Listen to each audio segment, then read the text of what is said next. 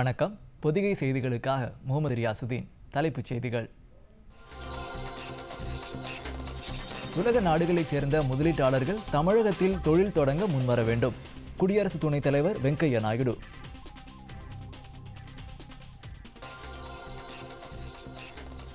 பிரதம மந்திரியின் தேசிய விருதுகள் பெற்ற குழந்தைகளுடன் பிரதமர் நரேந்திர மோடி உரையாடல்.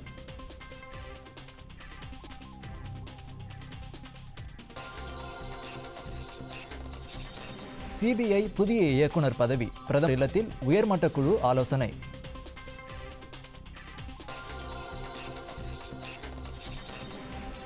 தேச நிர்மாண பணியில் மக்கள், குறிப்பாக இளைஞர்கள் அரசுடன் இணைந்து செயல்பட வேண்டும். அமைச்சர் கர்னல் ராஜ்யவர்தன் சிங் ரத்தோர்.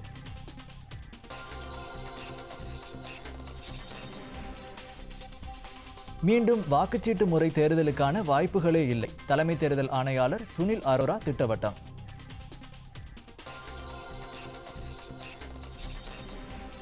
உள்நாட்டு தொழில்நுட்பத்தில் உருவான PSLV C-44 ராக்கெட் மூலம் 2 செயற்கைக்கோள்கள் இன்றிரவு மணி 11:37க்கு விண்ணில் பாய்கிறது. இந்தோனேஷிய பேட்மிண்டன் போட்டி, PV சிந்து காலிறுதிக்கு தகுதி.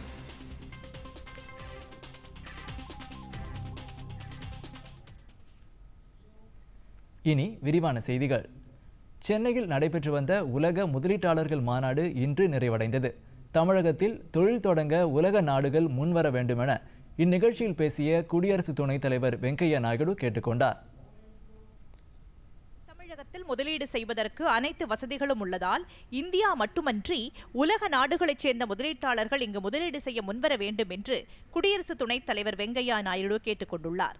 சென்னை நந்தம்பாக்கத்தில் உள்ள வர்த்தக மையத்தில் நடைபெற்ற 2வது உலக முதலீட்டாளர்கள் மாநாட்டின் நிறைவு உரை நிகழ்த்துகையில் அவர் இதனை தெரிவித்தார். உலகெங்கும் பொருளாதார வளர்ச்சியில் பின்னடைவு ஏற்பட்டாலும் இந்தியாவின் உள்நாட்டு உற்பத்தி 7% மேல் வளர்ச்சியடையும் என்று நம்பிக்கை தெரிவித்தார். தமிழகத்தில் திறமை மற்றும் கடினமாக உழைக்கக்கூடிய தொழிலாளர்கள் இருப்பது மட்டுமல்லாமல் தொழில் தொடங்குவதற்கு அனைத்து இணைப்பு வசதிகளான சாலை, விமானம், கடல் போக்குவரத்து கட்டமைப்புகள் வலுவாக உள்ளதாக அவர் கூறினார். இதன் மூலம் உலகத்தின் எந்த மூலைக்கும் விரைவாக உற்பத்தி பொருட்களை கொண்டு செல்லும் வசதி உள்ளது என்று அவர் குறிப்பிட்டார். இதனிடையே 2வது உலக முதலீட்டாளர் மாநாட்டில் 3,431 கோடி ரூபாய் முதலீட்டுக்கான 304 புரிந்துணர்வு ஒப்பந்தங்கள் ஏற்பட்டிருப்பதாக முதலமைச்சர் எடப்பாடி பழனிசாமி கூறியிருக்கிறார். இதன் மூலம் சுமார் 10,50,000 பேருக்கு வேலைவாய்ப்புகள் உருவாகும் என்றும் நம்பிக்கை தெரிவித்தார். இந்த முதலீடுகள் விவரங்களை வெளியிட்ட முதலமைச்சர் சென்னை பெட்ரோ கெமிக்கல் நிறுவனம் 27,400 கோடி ரூபாய் அளவுக்கும், அதானி குழுமம் 10,000 கோடி ரூபாய்க்கும், ஹுண்டாய் நிறுவனம் 7,000 கோடி ரூபாய் அளவுக்கும், MRF நிறுவனம் 3,100 கோடி ரூபாய் அளவுக்கும், பிரான்ஸ் நாட்டின் PSA நிறுவனம் 1,250 கோடி ரூபாய் அளவுக்கும், ஃபாக்ஸ்கான் நிறுவனம் 2,500 கோடி ரூபாய் அளவுக்கும், எய்ச்சர் நிறுவனம் 1,500 கோடி ரூபாய் அளவுக்கும் முதலீடு செய்ய முன் வந்திருப்பதாக முதலமைச்சர் தெரிவித்தார். I am happy to inform that 304 MOUs were signed during the event. These MOUs involve huge investment of 3,431 crore rupees.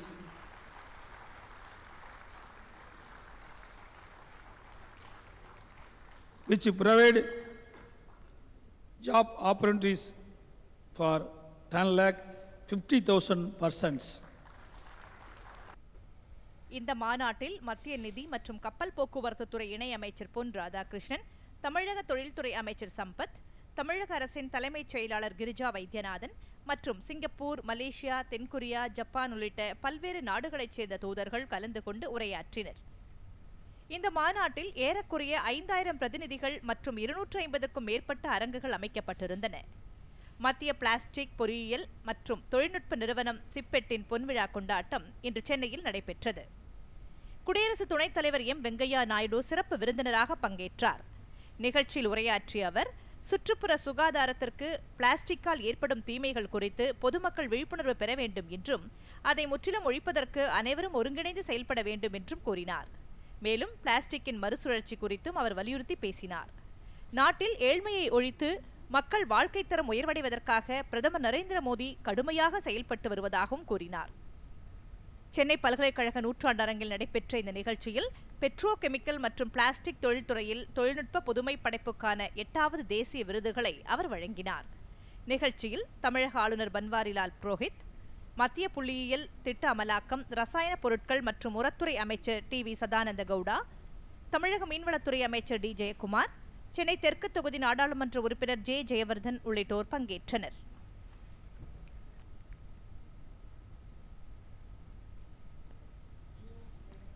சாதனை படைத்த குழந்தைகளுக்கான பிரதம மந்திரியின் தேசிய விருதுகளை பெற்ற குழந்தைகளுடன் பிரதமர் நரேந்திர மோடி இன்று உரையாடினார்.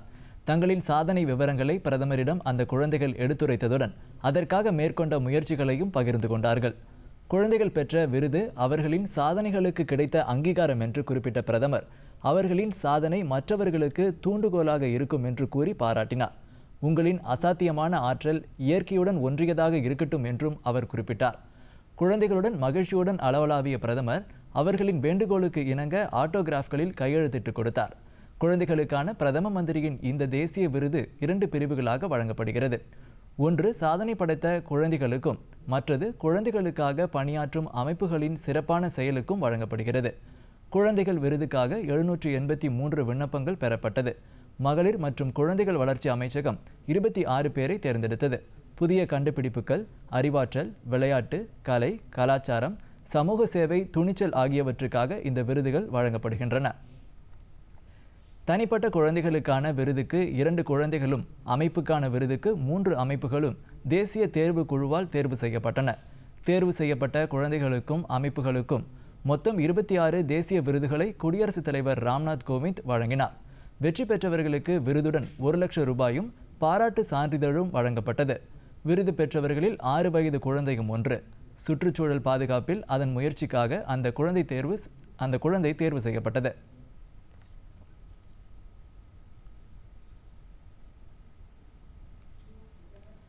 மத்திய புலனாய்வு அமைப்பான சிபிஐக்கு புதிய இயக்குநரை நியமிப்பதற்கான உயர்மட்ட குழு கூட்டம் புதுதில்லியில் உள்ள பிரதமர் நரேந்திர மோடி இல்லத்தில் இன்று நடைபெற்றது.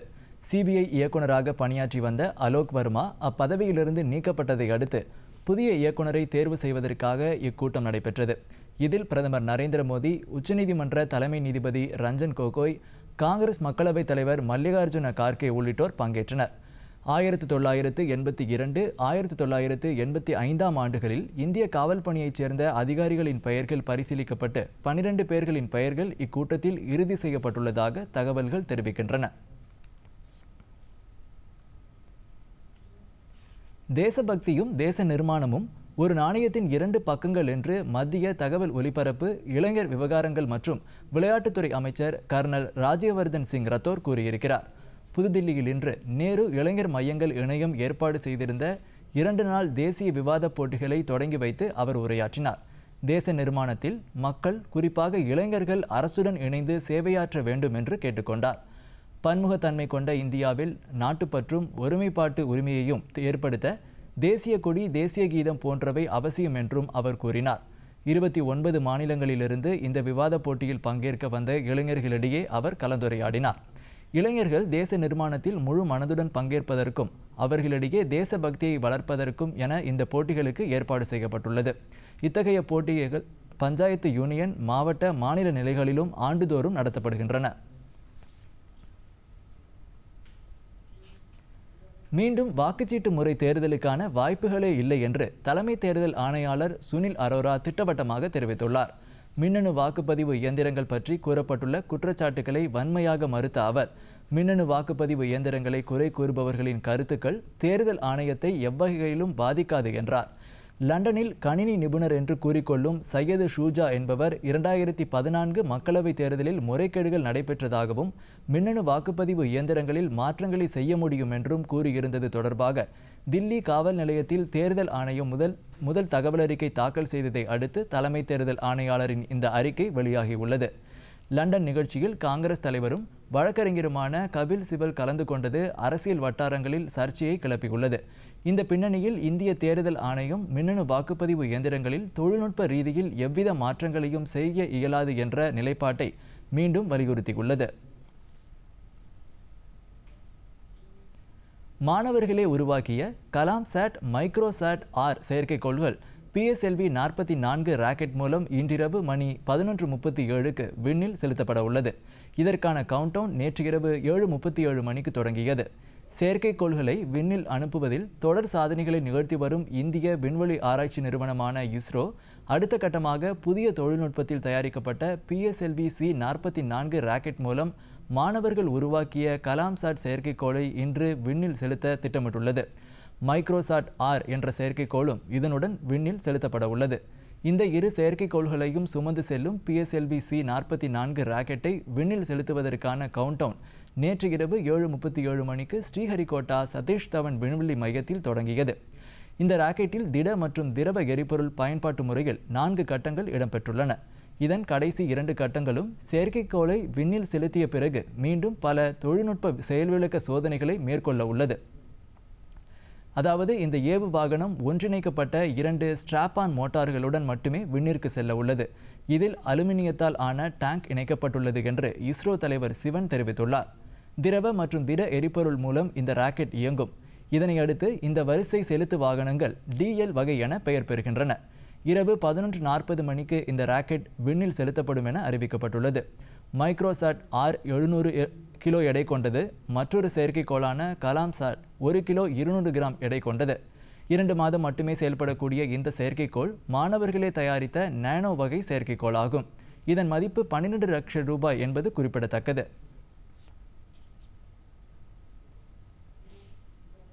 அடுத்து சில முக்கிய செய்திகளை விரைவு செய்திகளாக பார்க்கலாம்.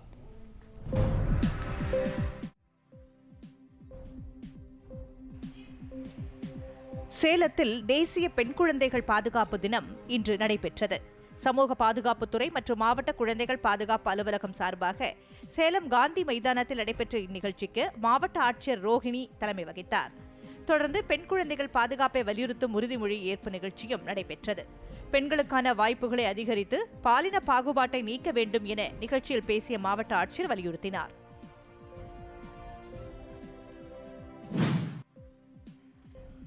காஞ்சிபுரத்தில் மாநிலத்திலேயே முதன்முறையாக காவல் ரோந்து செயலியை வடக்கு மண்டல காவல்துறை தலைவர் நாகராஜ் இன்று தொடங்கி வைத்தார்.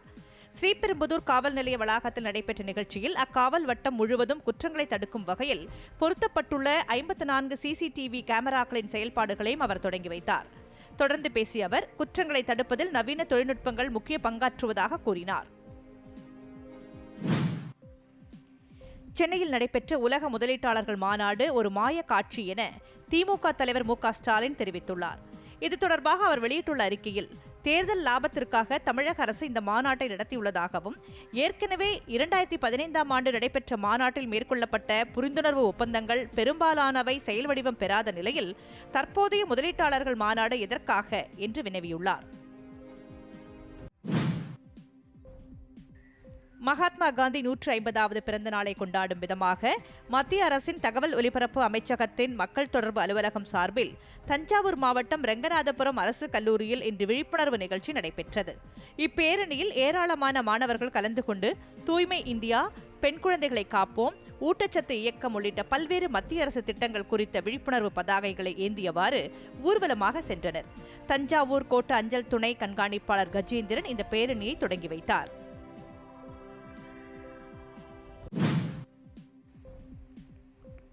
கோடநாடு விவகாரத்தை CBI விசாரணைக்கு பரிந்துரைக்க வேண்டும் என சட்டப்பேரவை உறுப்பினர் TTV தினகரன் வலியுறுத்தியுள்ளார். நாமக்கல்லில் நடைபெற்ற நிகழ்ச்சி ஒன்றில் பங்கேற்ற அவர் எப்போது தேர்தல் வந்தாலும் அதை எதிர்கொள்ள தாம் தயாராக இருப்பதாக கூறினார். 21 சட்டமன்ற இடைத்தேர்தல் நாடாளுமன்ற பொதுத் தேர்தலுடன் நடைபெறும் என்று கூறிய அவர் இத்தேர்தலில் தமது கட்சி வெற்றி பெறும் என்று கூறினார். ICICI வங்கி வீடியோகான் கடன் தொடர்பான 3250 கோடி முறைகேடு பற்றிய வழக்கில் மத்திய புலனாய்வு கழகம் CBI முதல் தகவல் அறிக்கை பதிவு செய்துள்ளது. இந்த வழக்கு தொடர்பாக மும்பை, அவுரங்காபாத் ஆகிய இடங்களில் இன்று சோதனை நடைபெற்ற நிலையில் ICICI வங்கியின் முன்னாள் முதன்மை அதிகாரி சந்தா கோச்சாரியின் கணவர் தீபக் கோச்சார் CBI விசாரணை வட்டத்தில் கொண்டுவரப்பட்டுள்ளார். அரசு ஊழியர்கள், ஆசிரியர்கள் வேலைநிறுத்த போராட்டத்தை முடிவுக்கு கொண்டுவர மாநில அரசு உடனடி பேச்சுவார்த்தை நடத்தி சுமூக தீர்வு காண வேண்டும் என்று தமிழ்நாடு காங்கிரஸ் கமிட்டி தலைவர் திருநாவுக்கரசர் கேட்டுக் கொண்டுள்ளார்.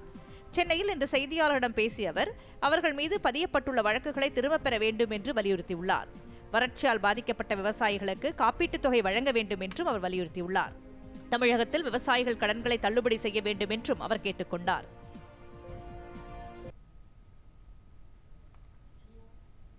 அடுத்து வருவது உலக செய்திகள்.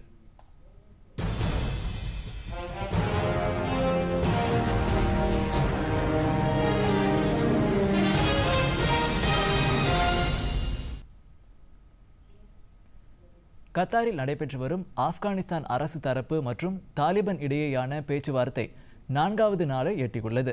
இந்த பேச்சுவார்த்தையில் அமெரிக்க பிரதிநிதிகள் கலந்து கொண்டு ஆப்கானிஸ்தானில் நிலவி வரும் 17 ஆண்டுகால உள்நாட்டு போருக்கு முடிவு காணும் வகையில் ஆலோசனை நடத்தி வருகின்றனர். இது தொடர்பாக செய்தியாளர்களிடம் பேசிய தாலிபான் தரப்பு செய்தி தொடர்பாளர், இந்த விவகாரத்தில் இருதரப்பு கோரிக்கைகள் தொடர்பான ஒப்பந்தத்தை மேற்கொள்ள தொடர்ந்து பேச்சுவார்த்தை நடைபெறும் என்று கூறினார்.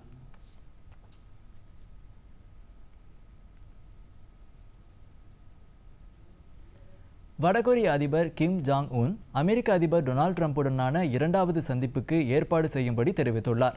கொரிய மத்திய செய்தி ஏஜென்சி நிறுவனத்திற்கு வடகொரிய அதிபர் கிம் ஜாங் உன் விடுத்துள்ள செய்தியில், வடகொரிய பிரதிநிதிகள் அமெரிக்காவின் வாஷிங்டனில் கடந்த வாரம் சந்தித்ததை அடுத்து அமெரிக்க அதிபருடனான சந்திப்புக்கு வரும் பிப்ரவரி மாத இறுதியில் இரு நாட்டு அதிபர்களும் சந்திக்க ஏற்பாடு செய்யப்பட்டுள்ளது. ஆனால் எப்பொழுது எங்கே சந்திப்பு நடைபெறும் என்பது தற்போது தெரிய வரவில்லை என்றாலும் பின்னர் தெரிவிக்கப்படும் என்று அதில் தெரிவிக்கப்பட்டுள்ளது. இந்நிலையில் வடகொரிய அதிபர் கிம் அமெரிக்க அதிபருடனான 2வது சந்திப்பை விரைவில் எதிர்பார்ப்பதாகவும் அதில் தெரிவித்துள்ளார்.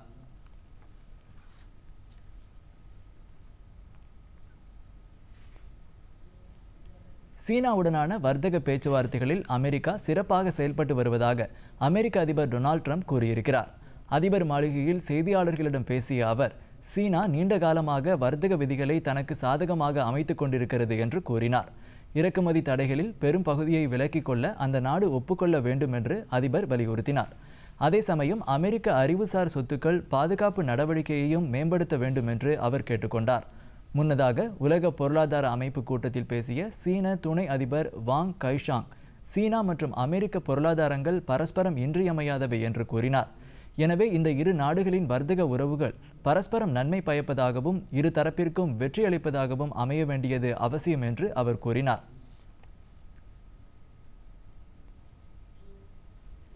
இலங்கையில் வேலை நிறுத்தத்தில் ஈடுபட்டுள்ள தேயிலை தோட்ட தொழிலாளர்களின் கோரிக்கையான ஊதியத்தை 1000 ரூபாயாக உயர்த்த வேண்டும் என்பதற்கு இலங்கை நாடாளுமன்றம் இன்று ஆதரவு தெரிவித்தது.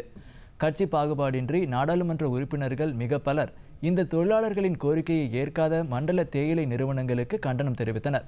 அவை முன்னவரான லக்ஷ்மண் கிரியல்லா, தினப்படி ஊதியமாக 1000 ரூபாய் தோட்ட தொழிலாளர்களுக்கு வழங்க வேண்டும் என்பதே அரசின் நிலைப்பாடு என்று கூறினார்.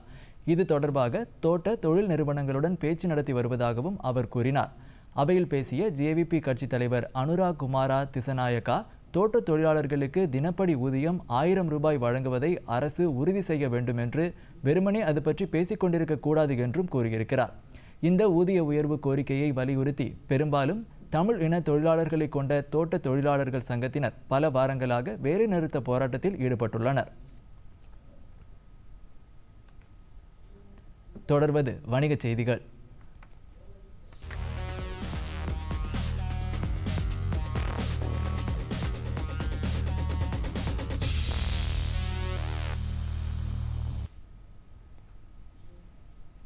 பங்குச்சந்தைகள் இன்று ஏறுமுகத்துடன் முடிவடைந்தன.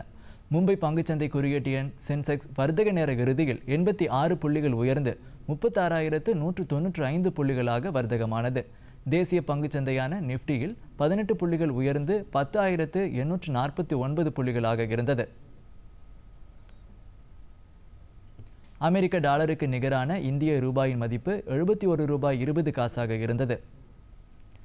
சென்னையில் இன்று ஆபரண தங்கத்தின் விலை சவரன் ஒன்றுக்கு 24,712 ரூபாயாக உள்ளது. 1 கிராம் தங்கத்தின் விலை 3,089 ரூபாய்க்கு விற்பனையானது. பார் வெள்ளியின் விலை 1 கிலோ 42,100 ரூபாயாகவும் 1 கிராம் 42 ரூபாய் 10 காசாகவும் இருந்தது.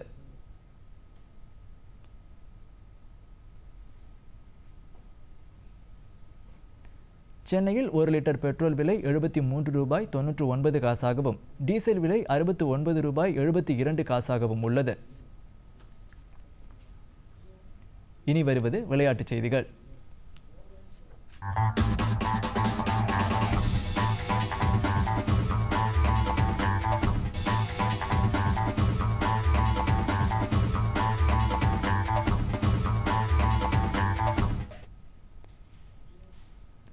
இந்தோனேஷிய பேட்மிண்டன் போட்டிகளில் இந்திய நட்சத்திர வீராங்கனை PV சிந்து காலிறுதிக்கு தகுதி பெற்றுள்ளார். இன்று நடைபெற்ற காலிறுதிக்கு முந்தைய சுற்றில் இவர் இந்தோனேஷியாவின் கிரிகோரியா மரிஸ்கா துஞ்சுங்கை 23-21, 21-27 என்ற நேர் செட்களில் வென்றார். PV சிந்து 37 நிமிடங்களிலேயே இந்த வெற்றியை பெற்று காலிறுதிக்கு தகுதி பெற்றார்.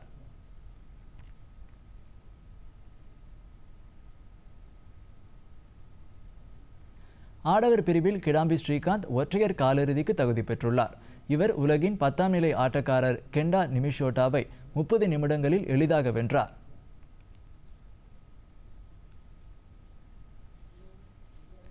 நேப்பியரில் நடைபெற்ற நியூசிலாந்துக்கு எதிரான முதலாவது ஒருநாள் கிரிக்கெட் போட்டியில் இந்திய மகளிர் அணி 9 விக்கெட் வித்தியாசத்தில் வெற்றி பெற்றது. இப்போட்டியில் முதலில் களமிறங்கிய நியூசிலாந்து அணி 48.4 ஓவரில் 192 ரன் எடுத்தது. 193 ரன் எடுத்தால் வெற்றி என்ற இலக்குடன் களமிறங்கிய இந்திய மகளிர் அணி 33 ஓவரில் 193 ரன் எடுத்து 9 விக்கெட் வித்தியாசத்தில் வெற்றி பெற்றது. ஆஸ்திரேலிய ஓபன் டென்னிஸ் போட்டிகளில் ஆடவர் ஒற்றையர் பிரிவு அரையிறுதிப் போட்டியில் ஸ்பெயின் நாட்டின் ரஃபேல் நடால் கிரேக்க நாட்டின் ஸ்டெபானாஸ் சிட்சிபாஸை 6-2, 6-4, 6-0 என்ற நேர் செட்களில் வென்று இறுதிப் போட்டிக்கு தகுதி பெற்றுள்ளார்.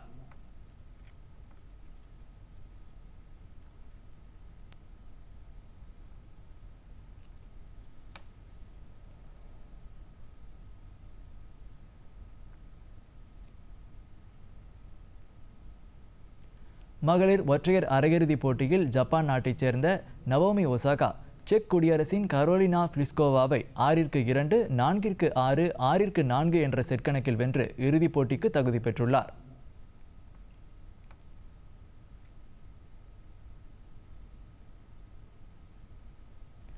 மற்றொரு அரையிறுதிப் போட்டியில் செக் குடியரசின் பெட்ரோ குவிட்டோவா அமெரிக்காவின் டேனியல் ரோஸ் கொலின்ஸை 7-6, 6-0 என்ற செட் கணக்கில் வென்று இறுதிப் போட்டிக்கு தகுதி பெற்றார். இனி வருவது வானிலை.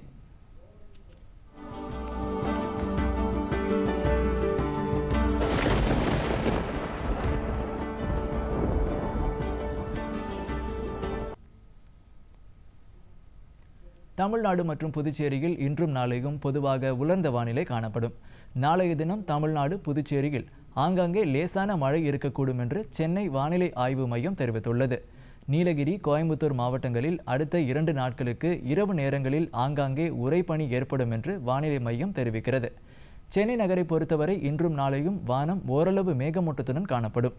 அதிகாலை நேரத்தில் பனிமூட்டம் காணப்படும். வெப்பநிலை குறைந்தபட்சம் 20 டிகிரி செல்சியஸிலிருந்து அதிகபட்சம் 30 டிகிரி செல்சியஸ் இருக்கும் என்று வானிலை ஆய்வு மையம் தெரிவித்துள்ளது. இதற்கிடையே வட மாநிலங்களில் கடுமையான குளிர் நிலவுகிறது. ஜம்மு காஷ்மீரில் பனிப்பொழிவு காரணமாக ஸ்ரீநகர் ஜம்மு நெடுஞ்சாலையில் புதிய வாகன போக்குவரத்து ஏதும் அனுமதிக்கப்படவில்லை. ஏற்கனவே இந்த சாலையில் சிக்கியுள்ள வாகனங்களை அகற்றும் பணி தீவிரமாக நடைபெற்று வருகிறது. இதனிடையே பருவநிலையில் சற்று முன்னேற்றம் ஏற்படும் என்றும் பனிப்பொழிவு நாளை குறையும் என்றும் வானிலை ஆய்வு மையம் தெரிவித்துள்ளது. உத்தரகண்ட், ஹிமாச்சல் பிரதேசம் போன்ற மாநிலங்களில் கடும் பனிப்பொழிவு ஏற்பட்டுள்ளதால் அப்பகுதியில் இயல்பு வாழ்க்கை பாதிக்கப்பட்டுள்ளது. ஹிமாச்சல பிரதேசத்தில் கடந்த 2 தினங்களாக பனிமழை பெய்து வருவதால் மக்கள் தங்கள் வீடுகளிலேயே முடங்கியுள்ளனர்.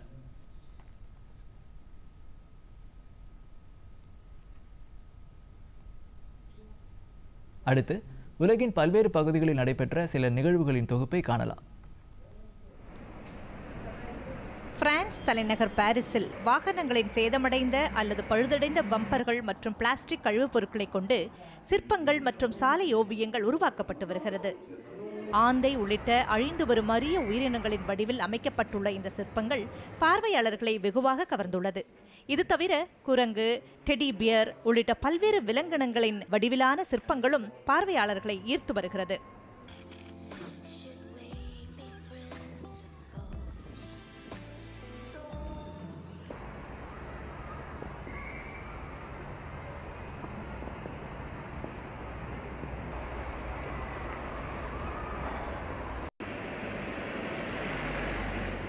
பகோடா நகரின் வாகன ஓட்டுநர்கள் போக்குவரத்து நிறுத்த இடத்தில் அட்டையால் செய்யப்பட்ட காவல் வாகனம் நடந்து செல்லும் மற்றும் பேசக்கூடிய ரோபோவாக உருமாறுவதை பார்த்து ஆச்சரியத்தில் ஆழ்ந்து போகின்றனர்.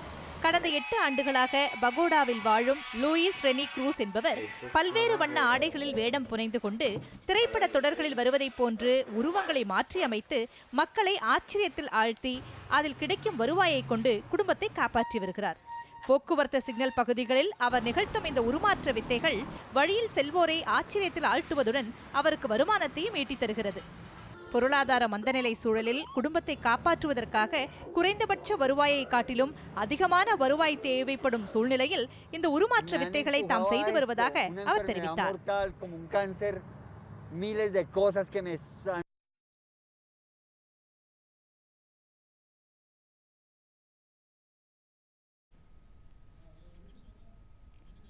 மீண்டும் தலைப்புச் செய்திகள்.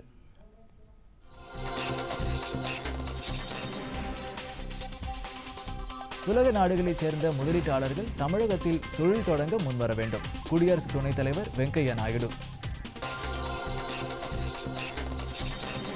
பிரதம மந்திரியின் தேசிய விருதுகள் பெற்ற குழந்தைகளுடன் பிரதமர் நரேந்திர மோடி உரையாடல்.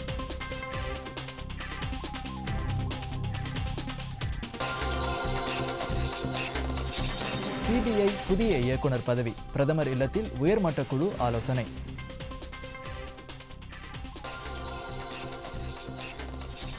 தேச நிர்மாண பணியில் மக்கள், குறிப்பாக இளைஞர்கள் அரசுடன் இணைந்து செயல்பட வேண்டும். அமைச்சர் கர்னல் ராஜ்யவர்தன் சிங் ரத்தோர்.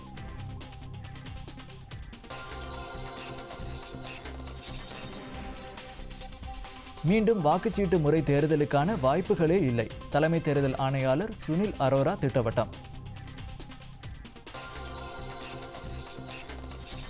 உள்நாட்டு தொழில்நுட்பத்தில் உருவான PSLV-C 44 ராக்கெட் மூலம் 2 செயற்கைக்கோள்கள் இன்றிரவு மணி 11:37க்கு விண்ணில் பாய்கிறது.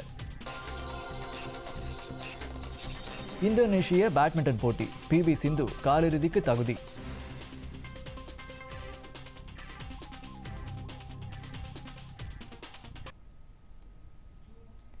பொதிகை செய்திகளை யூடியூபில் தமிழ் நியூஸ் தூர்தர்ஷன் என்ற சேனலிலும், ட்விட்டரில் Tamil news Doordarshan @DD news Chennai என்ற பக்கத்திலும் காணலாம்.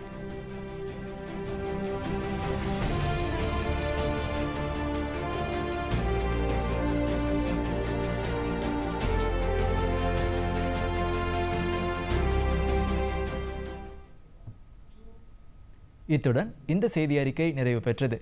மீண்டும் செய்திகள் நாளை காலை 8 மணிக்கு. வணக்கம்.